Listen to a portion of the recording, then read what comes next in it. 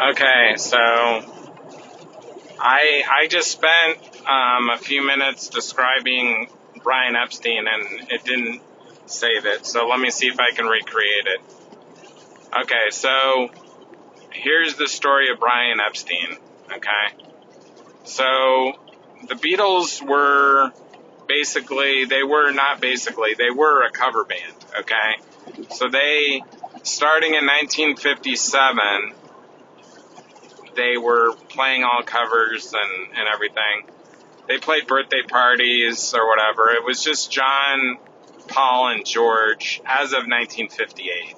It was John and a group of others for a while, but then I think when Paul joined, it was like 1958. So Paul got George, so then it was three of them, and then they had a rotating drummer that would in and out, lots of drummers. So then they eventually got Pete Best in 1960, and the reason Pete Best was so important was that they used his mother's house or some garage or some building that his mother owned to practice. So Pete Best was a huge part of the Beatles from 1960 through 1962.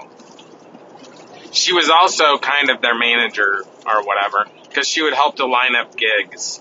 So Pete Best's mom was huge in the early Beatles. So her name begins with an M, like Mildred or something like that. So then there, Brian Epstein, he was the son of wealth, but his parents owned buildings or a building, and he ran out of the building. He was like 30 years old. He ran like a furniture store out of the building, and it was successful. I think it was he was making money, so he'd be like Donald Trump, like the son of wealth, but also making wealth himself from the advantages that he got from his wealthy parents, which turned out to be a lot of wealth in the long run. So anyway, he's running his furniture store in Liverpool, and some teenagers come in and they ask for the Beatles album, and he's like, "Who are the Beatles?" Yeah. So, and then other teenagers come in and ask for the Beatles album. Like, what kind of? So they had recorded some amateur Beatles album or song or something, and a record, and maybe where they were playing background to Tony Sheridan or something. So anyway, at this time they'd been back and forth to Hamburg, and this is like late 1961.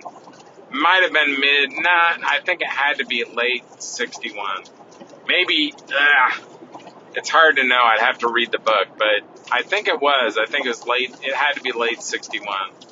So they're like, where are these Beatles? And so they're like, oh, they play at this cavern, which is like the Stockholm Underground, a couple blocks away from there. So they're in Liverpool.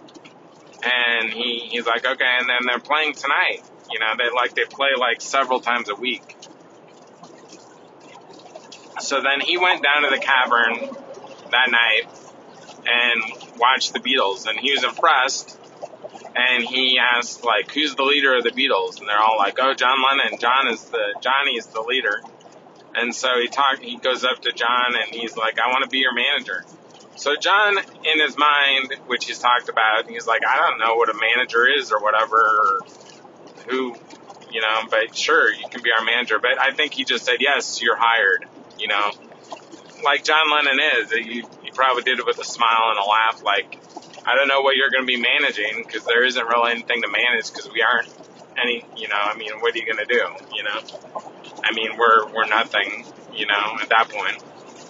So here's what he does. Okay. So they didn't really have any recordings. Whatever recording that they had, quotation marks, wasn't really a recording. It was them playing background to some other singer who was like a very minor singer. And so they weren't really featured. I guess they are featured, but their voices aren't on it. And they're in the background. So anyway, he went to London. So they didn't have any money, obviously, but he has some money. and he has enough money to go to London, which is like 3 or 4 hours away to the south, because they're way up in Liverpool, which is way north. And so he goes to London and he stays at a hotel for a few days and he bangs on all the doors to try to get some executive to let them record or sign them or get an audition or whatever. So he's spending his own money, his own time, obviously, to manage this nothing group from way up in Liverpool. So they would have never been able to do that, obviously. They didn't have any money to do such a thing. So he finally, after, I don't know if it was a week or 2 or 3, or whether he had to make a couple trips to London, he finally gets Decca to give them an audition. Decca says, okay, we'll give you this audition. So they went there, and they're supposed to be there on New Year's Day of 1962. So it had to be late 61 that we're talking about, that Epstein met them. So so they're there, they're all ready to go, but the engineer and the sound people and everything don't show up because it's New Year's Day and they'd all been drinking the night before. So they're like a couple hours late. The Beatles are all ready to go. They didn't drink the night before. They're eager to impress. And they go and they record a few, like 3 or 4 cover songs as an audition, So they complete the audition, they make the tape, and, a couple weeks later or whenever, Epstein meets with the executives at Decca to ask them, how do you like it? Are they going to be signed and things like that? And Decca was not impressed at all by the audition tape, and they told Brian Epstein famously, as everyone probably knows this, they said, boy groups are out, Mr. Epstein, is what they say. So Epstein, they're like, no, we're not going to sign him, at Decca. And so Epstein says, well, can we at least have this recording and to use it to try to, get a contract with someone? And they're like, sure, we don't, To them, it was junk. They didn't care to keep it. Why would we keep this pile of junk? I mean, you can have it. It's not worth anything. So Epstein takes that demo and then again does the same thing in London and goes to all the record companies throughout London and bangs on the doors. And finally, after who knows how much time, a couple weeks or whatever, of doing the same thing again, he finally gets Capitol Records. So Capitol is the American company, but in England it's called Parlophone. So he talks Parlophone, and they're like, okay, we'll let you, maybe record a few more songs or whatever. And they sign him up with this young guy who knew nothing about rock and roll. His name is George Martin, had never recorded any rock and roll before in his life, knew nothing about rock and roll, and all that he had done was classical music and comedy albums, was all that this George Martin guy had ever done. So he's about the same age as Brian Epstein. They were both about 30. The Beatles at this point, John was about 21, Paul was 20, George was like 17 or 18, and then Pete Best I think Pete was about the same age as Paul. So he's about 20. So they're recording, and so he meets them, and they immediately like George Martin because he tells them, they asked him what what comedy albums had he recorded, and he told them that he had recorded Peter Sellers' album that they all loved. And so they immediately were like, oh, you're great, we love that album, we listen to it all the time. And so he thought they were horrible musicians. He didn't think they had a lot of talent, but he thought if he could get them to do some covers, and if their personalities were so hilarious, being like these country bumpkins from Liverpool which was thought of, looked down upon, their accent and everything, by people from London. They thought they were, jokers and stuff, and he thought that they could make it big as like comedy people during interviews and stuff if he could get them to record some covers. So then, of course, he got them to record covers, and which they did, and so then he talked them into, then they talked him into, hey, we want to record some originals too, and he reluctantly let them, and so I think the first thing they recorded that was original was Love Me Do, and he didn't like it, he didn't think it was any good, but they released it and ended up number 17, and so during the recording they also recorded Please Please Me, and they released that after Love Me Do, and Please Please Me went to number 1 almost immediately. And then they re-released Love Me Do, and that went to number 1, so that Love Me Do was a number 1 after it was re-released. So then, of course, the rest is history. So my whole point is that without Brian Epstein, the Beatles would be nothing. And the first people that would tell you that is John Lennon, Paul McCartney, George Harrison. Ringo Starr wasn't around for that struggle. He hopped in after that was all done, after they were already signed and after they were recording. So, because Pete Best was there for the beginning recordings even with George Martin.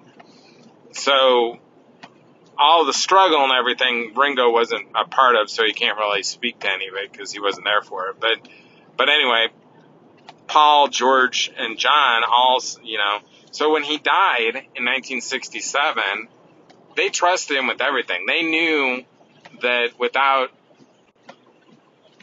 Brian Epstein, the Beatles would be a cover band that no one ever heard of ever in their lives. They all knew that without Brian Epstein, they would have never made it. They didn't have any money to go to London. They didn't have the determination.